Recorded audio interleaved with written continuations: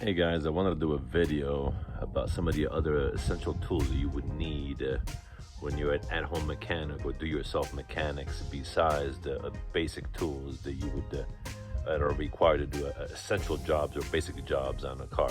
Now, I have made a tool in the past already about what are some of the essential tools you should have, like a basic toolbox with some sockets and ratchets of either 3/8 drive, a 1/4" drive, and some wrenches and screwdrivers and things that need pliers and so on and so forth. And obviously, each and every person will have its own custom tools based on the vehicle that they have.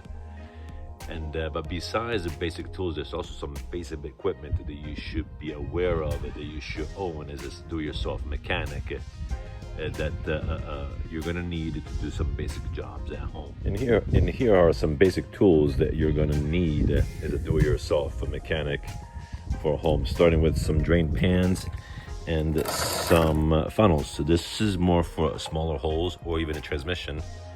This is for like when you have to fill up the engine of the engine oil. This could also be used for like power steering or brake fluid or things of that nature, essentially. Well, there's a longer neck for a longer reach. You have smaller drain pans. Well, I just happen to have two, one for largest amounts of fluid and another one for smaller amounts of fluid. I use these for differentials, and I use them also for when I bleed the brakes on a car, for example. A compressor. Now, this is something that took me years to realize. You're gonna need a small compressor, and perhaps this is not even big enough for housework, but this works well if you have to service your tires, you have to blow off some things or clean some things on the vehicle that you're working on. And also be careful, they come with two fittings, but there are two different types of fittings that you can get, so that when you do get yourself an air hose, make sure that you have the proper fittings that mate properly with this type of female. And moving on to the next thing is an air hose that you're gonna need for servicing tires or blowing off items for when you're cleaning. For example, one of the things that I've used this for, I had a problem with a Mustang where it blew off a spark plug because the threaded area of the head was too small. I ended up having to buy something to shoot air inside of the cylinder to blow out all the metal shavings because I had to re-thread it and re-tap it. But anyway, you're gonna need an air hose besides having a compressor. Next thing you're gonna wanna have is a shop vac. Why? Well, you gotta clean after yourself after you're done. This is a small little unit. It works well, but it's also good for when you have to clean a car out. Because let's face it, the eyes gotta eat first, and a clean car is gives you satisfaction, especially after you worked on it.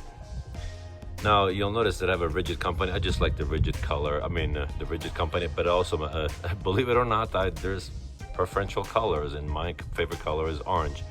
Jack stands. Now, I used to have 4 of these yellow jack stands. I don't know what happened to them. We moved here, and they're somewhere hidden in a box somewhere in the basement, and they haven't come out, so I had to buy another 2 jack stands. These are 3-ton jacks. These are 2-ton jacks. Now, a little detail I want to share with you guys, because these are very dangerous jacks. They're very safe, but very dangerous, and I'll show you what I mean. I don't know if you can see, but be careful that when you put the jack stand at the rod, you do not let it sit on the lip inside there. It has to be parallel, like so. So if your jack is sitting like this, it's not mounted properly. So it literally has to, forgive me guys, I'm working with one hand here. See? This is what I'm talking about. It looks like it's inserted properly, but it's not. So you guys want to be careful of this when you're using this style of jack stand. It has to be straight, so that it's working properly. Also, as obvious, I mean, it goes without saying, but I'm gonna have to say, because as much as it is common sense, if it was common sense, everybody would know this. These jacks, once you have them under the car, you make sure that car is secured before you get under the car to work with. Make sure that the jacks are flat, and these things are properly engaged in the key is properly engaged in a groove here.